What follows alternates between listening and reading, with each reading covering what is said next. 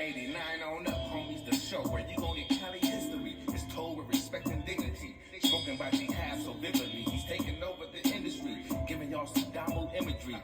Damn you, if you ain't hitting them likes, come on, subscribe. Check out the channel and I bet it will make you decide to tune in every chance you get. It's lit, and some of y'all can learn a bit from this gangster shit.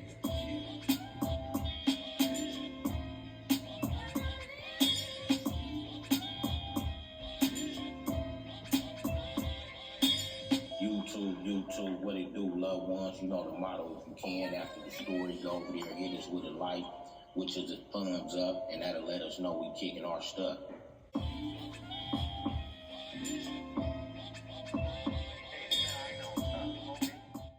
I want to thank the homeboy G League Deuce for the intro from the legendary Mental historical hip-hop album, Banging on Wax. You can reach him on Instagram at Solid from Day One. YouTube, what it do, loved one? Welcome to the show today, 89 on up. We're on the edge with BJ APB. And we had a generous donation pledge from one of the young homeboys that follow different creator content. And he followed the Suge Knight content channel. So he doubled back to 89 on up and wanted us to weigh in just on history, on what we thought of Suge Knight, what did Suge Knight mean to the homies, and how was Suge Knight in the county jail, you know, because he kind of had heard things and he wanted to see if we can clear the air. So I asked him, what did he hear? And he said he heard that Suge kind of was like, you know, pressured up, you know, and things of that nature. So right now we on a platform with 89 on up. We're on the edge with BJ APB. And I'm finna ask BJ about that, because BJ was in the module, the blood module at that time, to be correct. BJ, welcome to the channel, loved one. How you be today? All right, now, how y'all doing? And I send my love to everybody. Peace and blessings. And good to be here today, homie. I'm really happy and have my coffee. I'm ready to go, man. Appreciate y'all. I want to dive straight into it, homie. Was you in the module before it was Suge Knight? Yes. I was in there with him. Just to get the viewers to feel the vibe, homie. What was the blood module like at that time before Suge even got there, dog? Well, to be truthful, like before Suge got named, it was a lot going on in there. You know, I'm gonna give everybody a picture of what the module was like, because I don't want people to think like he had a easy ride or he was in protected custody or something, because he wouldn't. He was in there with us. And the module was like, I'm going to just say, the module, when I came through, it was created for the worst of the worst homies. You know what I mean? And what I mean by the worst of the worst homies, I meant that homies that was on the main line being destructive in the community of the prison system. So a lot of homies was getting sent to that module. Some was getting sent because of their reputation. Some was getting sent because of their cases. You know, they had a certain amount of murders where the police knew people was going to try to attack them on the main line or whatever. So that's how so many people was getting in there. And at the same time, through all the destruction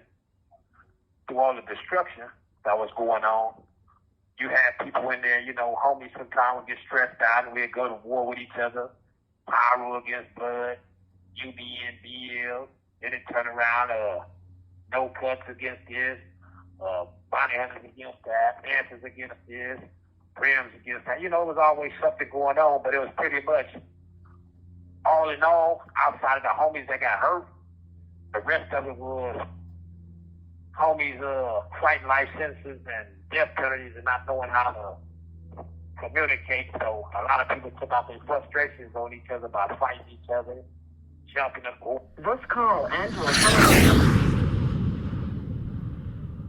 reneging on Club and all these other games, etc. So to get to the point where the module was very dangerous at that time.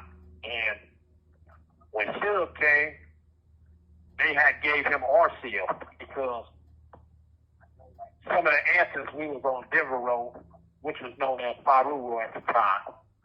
And we was up on Paru Road. And when Suge came, we was the last bloods that was up there. So what they did was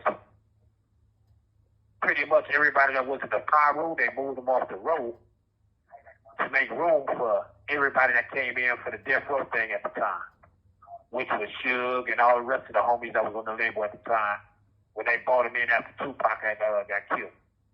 So when he came in there, you know, he came into a very hostile environment. And they moved us out of Denver 5, which was the cell they put him in. They moved us downstairs to Baker 13, to B13, Baker 13. And once he was in there, you know, he made his presence felt. You feel me? Right. So, did the homies have I'ma say it in Damu terminology back then, did the homies have a boo relationship with Suge hitting the module? Once he fell in, did homies know him, greet him, or how did that go? I'm going to say it like this. You know, based on who Suge was, I'm just be honest, like everybody that was in there that didn't know him personally was eager to meet him. Because sometimes when a homie becomes a celebrity and you didn't grow up with him, it's a once-in-a-lifetime chance you get to meet him. You feel what I'm saying? And based on how big Suge was at the time, and still is, you know, at namesake, money-wise or whatever, he was a prominent homie that you wanted to meet. And most of the time, some people was intimidated by him because we heard so much bad stuff that it overlooked the good stuff. But really, in actuality, Suge did more good than he did bad. He did bad as far as business-wise, but you got to understand the standpoint. That man grew up in a community where he was loyal to it. And once he got the money, he went back to that community to try to bring everybody out that community with him, which was the whole blood community. Now, some people construed it and try to say he just looked out for the power rules. That ain't true at all. I mean, he tried to look out for everybody. The thing was, once his name started getting out there in certain business, a lot of homies were scared to mess with him. And the ones that weren't scared to mess with him, they didn't want to mess with him because of the rumors, and they just didn't want to get into it with another blood, period. You feel me? So a lot of people missed opportunities to mess with him. But when he came up in there, I was one of those guys, I wanted to meet him because on the streets I tried to meet him. I was, at the time I was working for a homie named Boulevard Rod from Fruitown, Paru. I was like one of his little head busters. And I was hanging out with him and the homie Too Cool from Brim. And they was the ones that tried to introduce me to Suge when Death Row first came out to get a job. Them two and the homie Baby Huey from Westside Paru.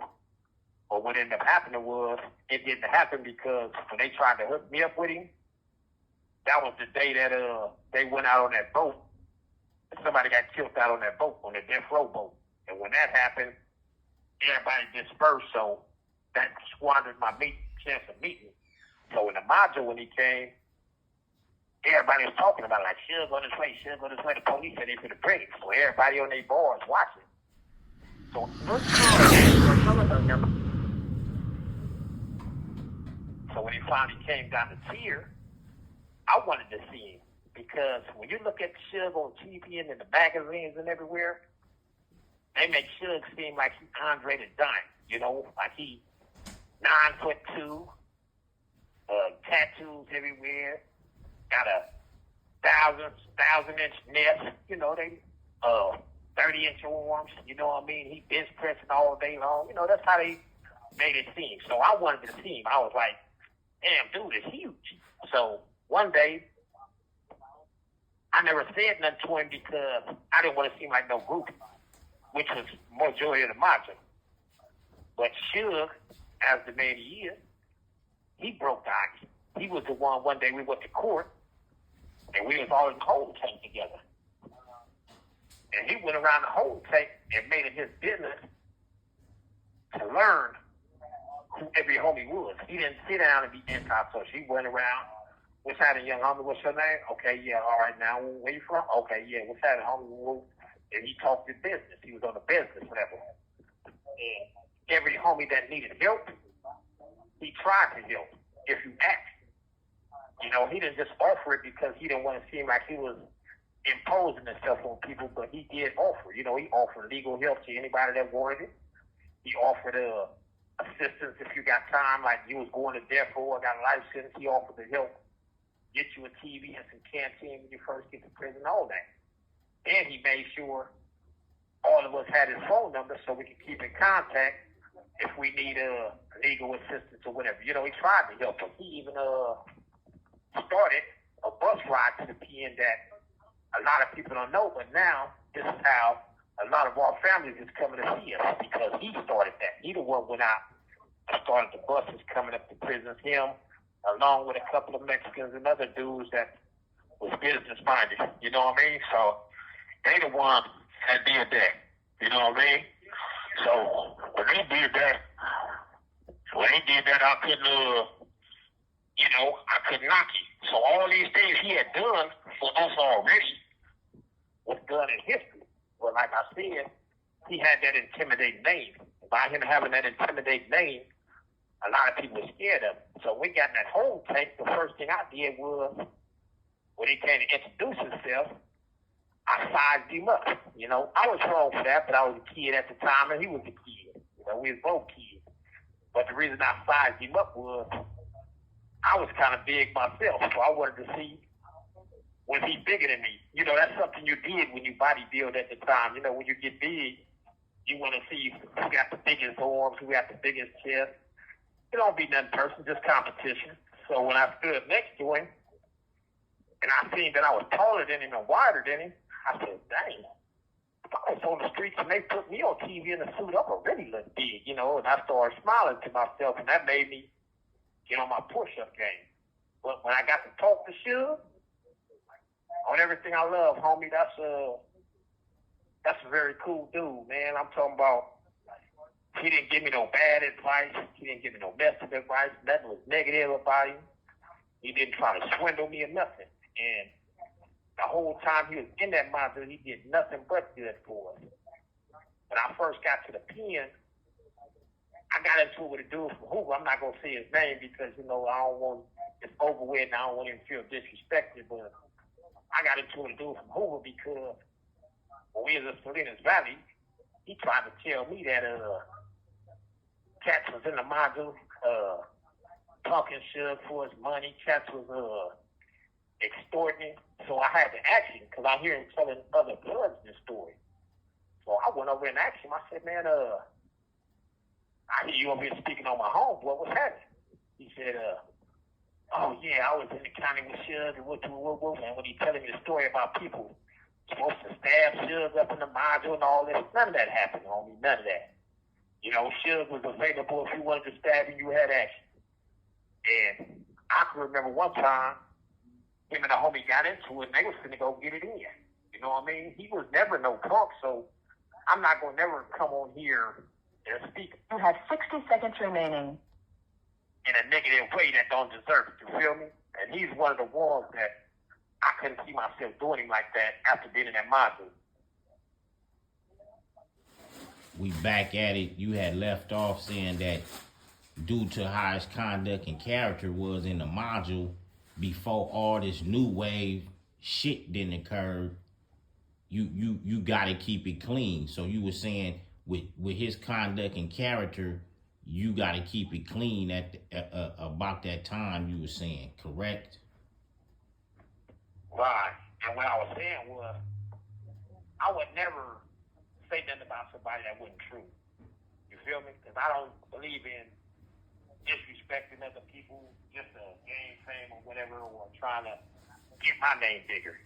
So, in truthfulness, when we was in that module, he was the homie that you wanted to have. You get what I'm saying? Because he tried to do something that black folks, period, is not used to doing. And that was, he got all that money, homie, and when he came up in there, he gave everybody an opportunity to know what it feels like to feel loved and to have some money in their pocket. But people got to talking bad and listening to other people that had animosity against him. So when he gave people stuff, he did that to kind of be hard. But it hit the main line through some jealous people that, oh, we was pressuring him, he did this, he did that. I'm gonna say this, homie. Not to cut you off, but that was outside talk for people that wasn't in the blood module possibly. Right. So when I got to being, like I said, and ran into the dude from Hoover, I ain't gonna say his name, like I said, that's over with. I don't want, he know who he is, and people that was there know what happened. He was the one telling the homies, like, had all the homies in the circle when we was in Salinas on Dior, like, this was in 98. He had everybody in the circle, like, he was telling some funny stories. So when I walk over there, he talking about Suge Knight got stabbed up in the module and people was pressuring him and this and that. So I got to ask him where he was from. And he tell me he was in the county. So before I knew he was from Hoover, I asked him, I said, where you from?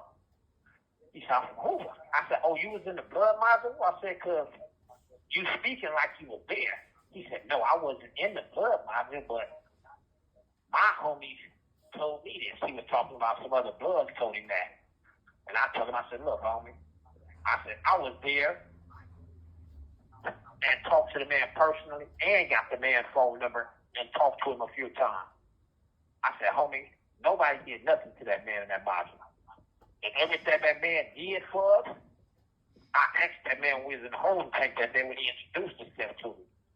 And I asked him because I felt some type of way about how he was offering people stuff. He was going around like Santa Claus and, hey man, you got a TV, you going to the pen, hey man, you're doing this, you're going home, come see me and get a job. He was trying to help out. But the way he was doing it, it was so nice for it that a lot of us that don't have nothing and still don't have nothing ain't used to people being nice like that. So a lot of people took it as, oh, he's a sucker. So I asked him, out of respect for me seeing what he's doing, like, homie, why you giving all these dudes shit? You ain't got to give nothing. And he was like, look, homie, I'm doing it out the kindness of my heart, and it's a tax write-off. I'm giving to charity. When he told me that, that's when I knew this is a sharp dude and he's a real homie. Because he tried to give us the world and didn't nobody want it just because people listen to reputation. I'm older, I can say it now. This is why I don't listen to other people when they talk about people, no matter how credible that he is. Because if a person is as bad as you say he is, why are you talking about him instead of handling your business? Because if you're talking about him and you didn't handle your business with him, that means she's a part of the problem. You feel me? And like I said, when I got into it with the dude behind that, and I actually told him I was there, we quit talking about it. Because I was ready to fight. I don't like people speaking on people dirty and it's not true, homie. I don't. And one reason I wanted to speak on this today for the young homie, because normally I wouldn't have spoke on it because of the things that happened recently with Suge. And I'm speaking on it because I want Suge, the homies, and the rest of the world to know that shit that they were saying happened in the module tour never happened, homie, and that was a good dude. Period. Can't nobody say bad about him. Other people had their beefs with him or whatever, that's on them. But me personally, that's my homie. Good people. I don't have nothing bad to say about him. You know what I mean? That man helped a lot of brothers out when we needed it. And best thing I can say is, thank you, Suge. We really appreciated it, homie. You know, I can't speak for everybody else, but I appreciated what you did for us at that time, homie. Right. Thank you. Right.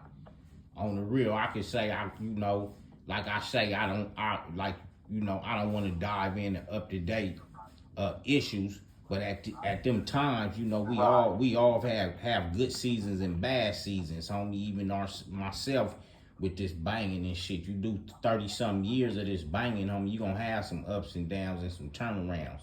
But at that time of growing up with Death Row, homie, that shit was impactful, homie, because at first you didn't have no Crip.